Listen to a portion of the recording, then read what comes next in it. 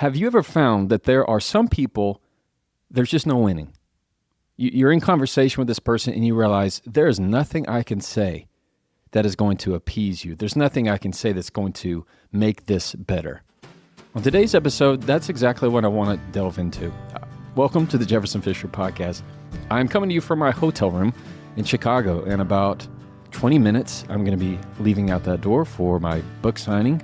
And I am thrilled. I'm excited for it. Just came from LA. Actually, real quick, I'm pulling, you can see how my phone is propped up by this ironing board. I have Wrigley Field is right out my window, so I'm really excited. I haven't been able to tour it yet, haven't had time, but I wanted to take a second to talk to you about something. I'll do the whole intro here in a second, but right now, this is what I want to stick in your mind. Some people, and you notice this when you're in conversation with them, there is no piece of advice I can give you. There's not a word, a twist of a sentence. There's not a structure for a conversation that is ever going to get them to your side of the court because they are committed to misunderstanding you. These are people that, no matter what you do, they are looking for a villain. In other words, they are trying to create an enemy in the conversation. And you might have felt this in a place of kind of how I started the episode of, it doesn't matter what I say, I'm never going to get there with you. It doesn't matter what I do, no matter how many times I apologize. These are people that are looking for a villain. And this is what I mean by that. They are deciding to behave a certain way in communication, in conversation, in an argument. And they know internally that how they're behaving is wrong. They're saying things that are attacking your personal character. They are exhibiting narcissistic behaviors. They are trying to be manipulative. They are saying things that are hurtful. Maybe they're lying. Maybe they're just wanting to put you down. And they're doing that, inside they know they are. They just really don't care about it. But even more so, they are wanting something from you. All right? They're wanting a response. They're wanting an emotional reaction out of you in that very moment. Can you see it? Can you picture that person in your mind? Can you picture that conversation? What they're doing, and if we could zoom in on that moment, what they're hoping is for you to react and respond in a way that ratchets it up. So if they come at you with a level 3 insult, they are hoping that you're going to respond with a level 5.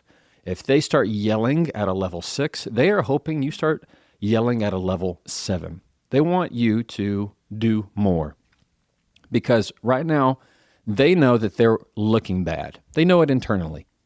But if they can get you to act worse, that's the key. If they can get you to act worse, well, then that's all the better because you're in that argument and it's going over and over and it boils over and you say something that takes it a little bit too far and they go, aha, I knew it. I knew you were this person. Oh yeah. Then they feel like all of a sudden they are what? The victim.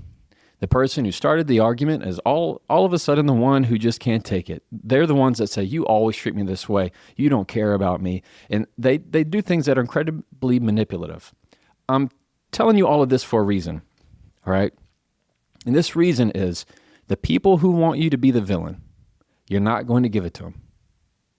You're not going to give it to them. The people who want you to be the enemy. The key here is to never give them the enemy. Don't let somebody else's bad behavior affect your integrity, affect your character.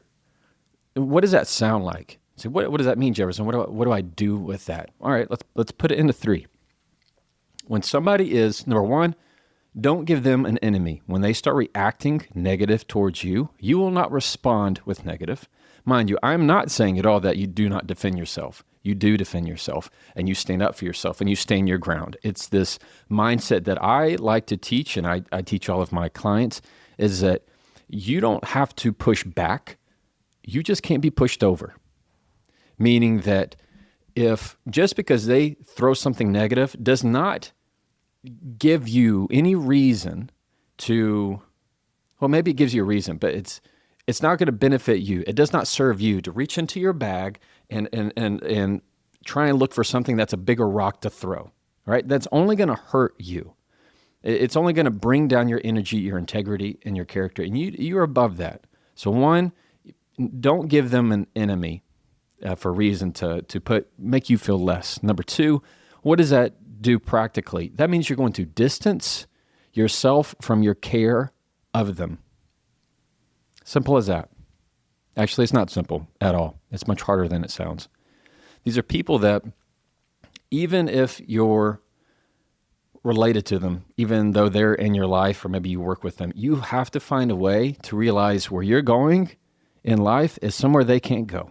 There's a reason why there are multiple pages in a book. There is a bigger story at play. Just because this person shows up in your life for 2 sentences and 1 paragraph and one part of the section of this book does not mean they're on the next page and does not mean they're in the next chapter. Some people need to be left at where they are in your story. There's a reason why when a rocket takes off and goes into space, there are things that get broken off. There are jets that fall off because they cannot go where you're going. All right? And that same thing applies in conversation. I'm going to continue to be straight as an arrow in my conversation with you. And if you want to derail this, if you want to say ugly things, that's fine. I'm not going where you're going. And you can't go where I'm going until you correct that behavior.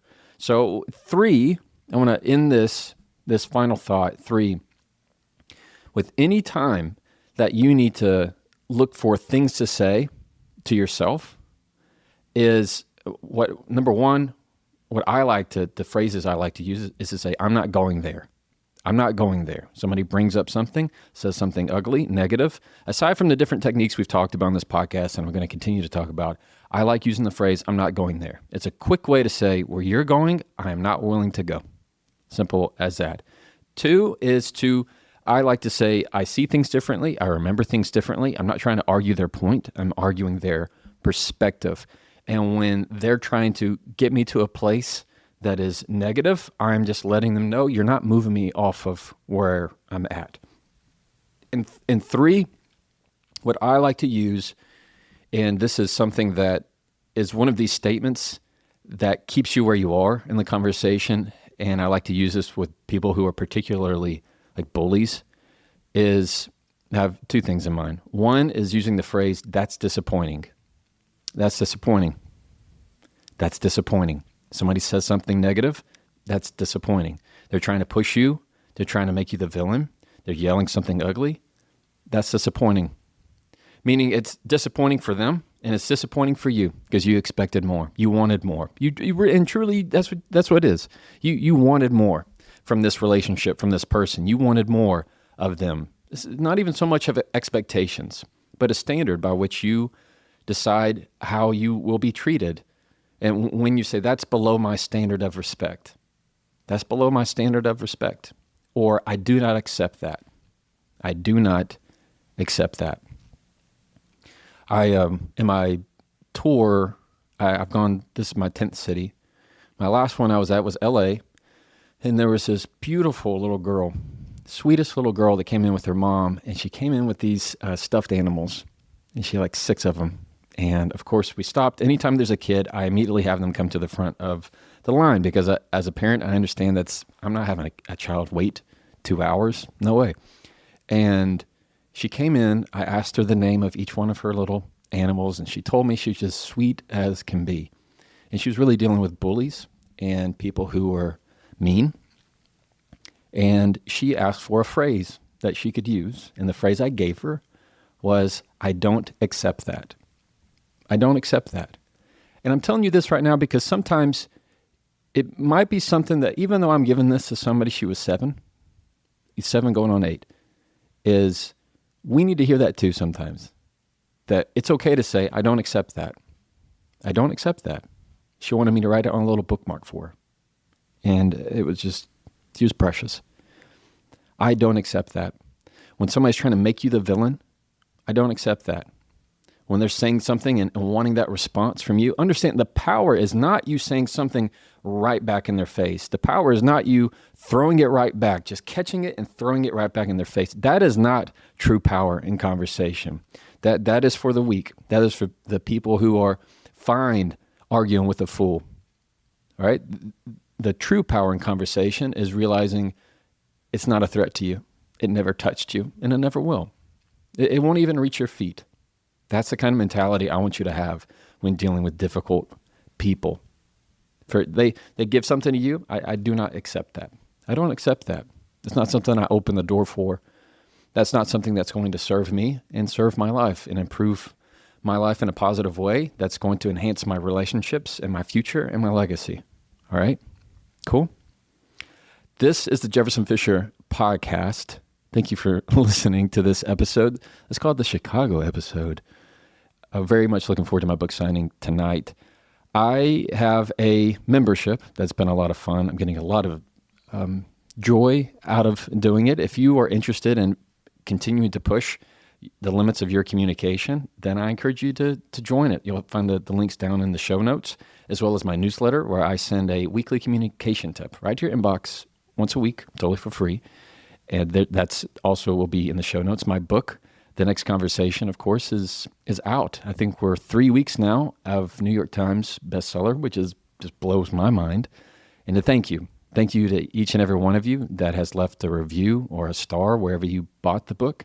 And if you're listening right now, and if anything I've said has given you any kind of value, I'm going to ask you to please subscribe or follow wherever you're listening from. So if it's YouTube, Spotify, Apple, wherever it is, I'm going to ask you to please just follow it. It really helps because it tells the platforms that this is good stuff to listen to, even if it comes from a hotel room in Chicago.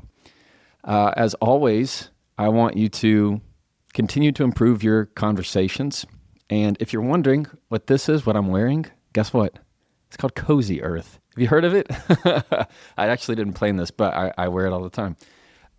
Cozy Earth is a product that they make really cozy loungewear. They make bed sheets that are out of this world. I encourage you to give them a look and buy something because their stuff is that legit. I wear it all the time, and so does my wife.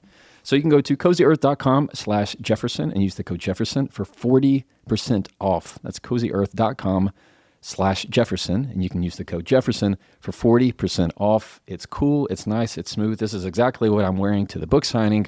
Very excited about it. And it's not like they're making me. This is just what I want to wear because it's comfortable. Cool. All right, well, thank you for listening to me here alone in my hotel room. Hope you enjoyed it. And as always, you can try that and follow me.